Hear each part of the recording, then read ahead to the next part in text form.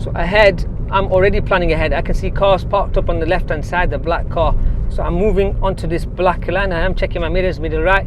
I'm staying behind this blue car.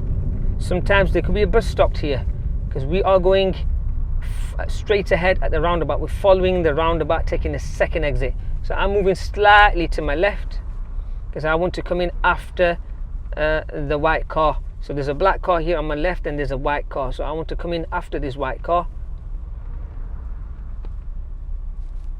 And I'm coming slowly, making sure that I position myself and there's enough space between me and this blue car in front.